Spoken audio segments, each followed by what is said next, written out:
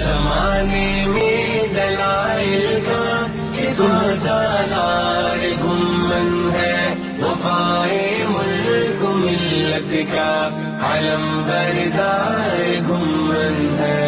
زمانوں وغم شک و جہل کے طوفان کے آگے، گمانوں وغم شک و جہل کے طوفان کے آگے، یقین و حجت و برہان کا کوثر گھمن کا فیض پہنچا ہے جہاں کے گوشے گوشے میں، وہ جس کا فیض پہنچا ہے جہاں کے گوشے گوشے میں، وہی مرشد ہمارا صاحب کردار گھمن ہے، وفائے ملک و ملت کا علم بردار گھمن ہے۔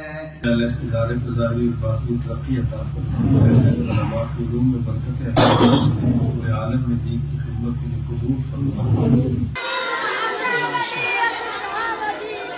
حضرت تشریف لا چکے ہیں ماشاء اللہ۔ طوفان کے آگے، یقین و حجت و برہان کا کوثر گھمن ہے، وفائے ملک و ملت کا علم بردار گھمن ہے۔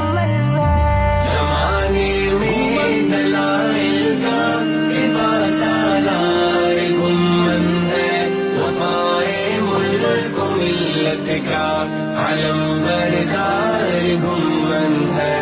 وہ جس کا فیض پہنچا ہے جہاں کے گوشے گوشے میں، وہ جس کا فیض پہنچا ہے جہاں کے گوشے گوشے میں، وہی مرشد ہمارا صاحب کردار گھمن ہے، وفائے ملک و ملت کا علم بردار گھمن ہے۔ زمانے میں دلائل کا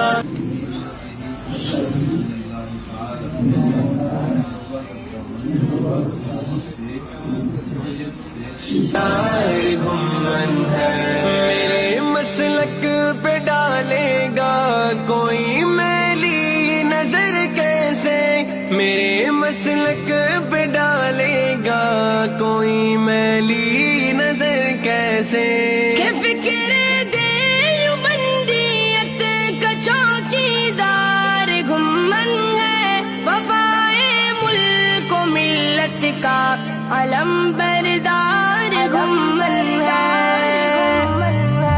زمانے میں بسم اللہ الرحمن الرحیم۔ میں اس وقت کھٹمنڈو نیپالی جامع مسجد میں موجود ہوں۔ یہ پورے نیپال کی مرکزی جامع مسجد ہے اور یہاں دارالفتاء والقضاء موجود ہے۔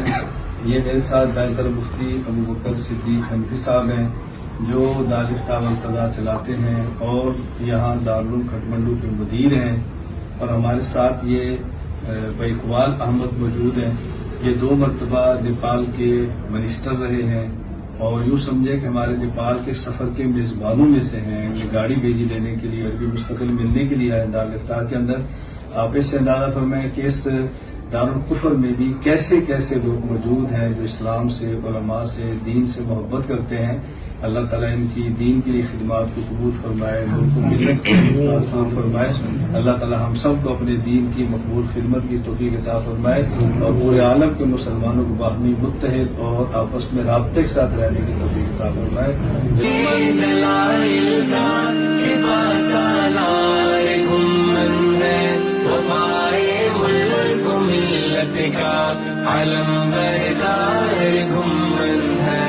غضب اور قہر کی آتش سے دل نہ آشنا ان کا، غضب اور قہر کی آتش سے دل نہ آشنا ان کا، کرم اور جود کے جذبات سے سرشار گھمن ہے، وفائے ملک و ملت کا علم بردار